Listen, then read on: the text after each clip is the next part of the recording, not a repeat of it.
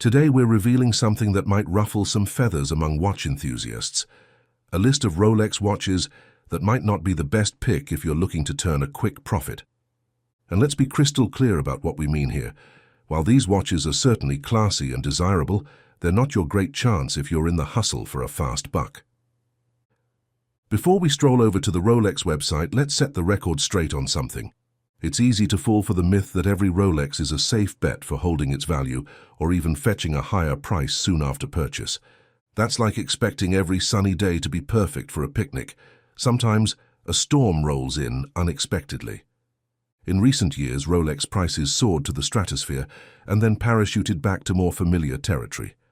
You know, the good old days when buying a new watch meant watching its value dip before it eventually climbed back up, slow and steady. That wild ride we saw recently? Definitely not the norm, but who doesn't love a bit of drama in the watch market? Now things are back to business as usual. While some people are quick to declare that the watch market is tumbling down a cliff, let's not jump to conclusions.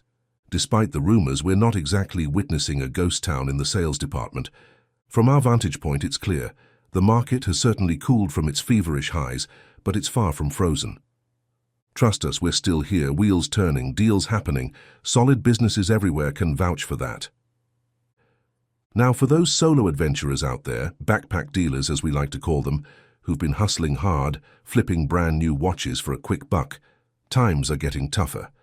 But here's a shout out to the savvy players in the pre-owned watch game, those who specialize in timepieces that dip in value only to rise like a well-timed soufflé. They're still playing their game just like before. Sure, we've all ridden the roller coaster of sales highs and lows, but now it's business as usual. While we're about to show you that the majority of the Rolex lineup isn't going to make anyone rich overnight, don't mistake this for a knock on their quality. These watches just aren't the flip and quick profit kind anymore. So let's mosey on over to Rolex's website and I'll walk you through the list that's been the talk of the town. Number 1. Rolex Datejust. Kicking things off with the Datejust, it's the Swiss Army knife of watches in terms of variety. Whether you're eyeing steel, a blend of steel and gold, or the ones studded with diamonds, most Datejusts are not your shortcut to a windfall. In fact, it's more likely they'll give your wallet a quick trim instead. Sure, there are exceptions, like some models with those fancy blue dials or other special features, but don't bet on flipping these for a tidy sum, especially not in today's market, where the only thing flipping might be your expectations. Number 2. Rolex Submariners. Moving on to the Submariners, this is where things get a tad spicy. There's a talk around brand new Submariners, with some folks practically breaking even on their investments. You might squeeze a bit over the list price if you're dealing with steel date Submariners. They're doing a bit better. But if you wander into the territory of steel and gold or full gold, prepare for a financial cold shower. Pause for a moment before we reveal our next watch. Why not join our Opulent Oasis community? Hit subscribe to stay in the loop. Now let's continue. Number 3. Rolex GMTs. Now, for the GMTs, unless it's one of the big names like the Steel Batman, Batgirl, Sprite, or the Pepsi, stepping into mixed metals or full gold versions is like walking into a lost sauna. You're going to feel the heat. These models aren't pulling the premiums they once did, and while we love a good superhero nickname, not even Batman can rescue the resale value of the less popular variants. Number 4. DayDates. For our next one, the DayDates. Here's where we really temper expectations. Across the board, these are not the go-tos for quick profits. While there might be a few exceptions with particularly sought-after dials, for the most part, flipping a DayDate fast for more cash is as likely as finding a unicorn at a horse race. We're brushing over this quickly because, let's be real, we can't dive into every single dial variation Rolex offers in a short chat without turning this into a watch encyclopedia. Number 5. Rolex Daytonas. Alright, now let's talk Daytonas. Remember the legendary long Daytona that's now discontinued? That one could have padded your bank account nicely if you snagged it at the right time. Current steel Daytonas, they're still seeing a bit of a profit, not sky high, but decent. Outside of those and the special editions like the ones with meteorite dials, It's the usual watch tale, a dip in value, followed by a slow climb. Just your classic watch life cycle, nothing to write home about. Number 6. Rolex Oyster Perpetuals. Onto the Oyster Perpetuals. Unless you're dealing with one of the standout versions like those from the Celebration series or those rocking the stellar colors, don't expect to turn a profit on the more mundane shades like silver or standard black. Those are about as likely to make you money as finding a winning lottery ticket in your couch cushions. And the Yachtmaster? Well, the titanium model is a different beast, fetching a pretty penny and still somewhat elusive. Haven't even gotten our hands on one yet. But the rest of the Yachtmaster crew, they're more likely to dip into your savings than boost them. Number 7. Rolex Sea Dwellers. Now diving into the Sea Dwellers. It's a mixed bag here. Certain steel models might just about break even, fetching prices close to retail, which is like barely making it to the finish line in a marathon.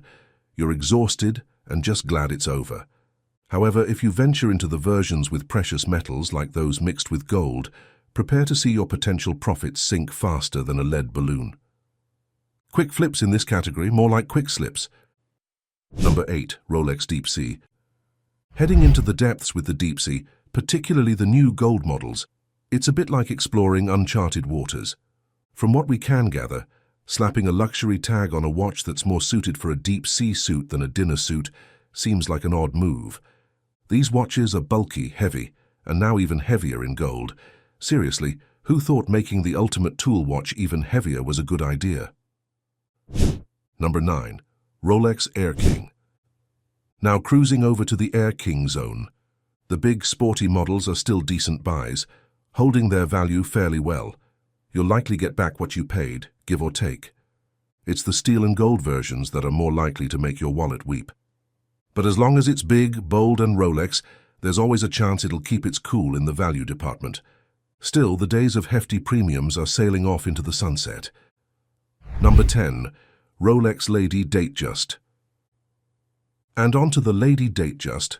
Why this particular model ever fetched a premium, especially the diamond-studded versions, is one of those mysteries like crop circles, or why we can't find matching socks.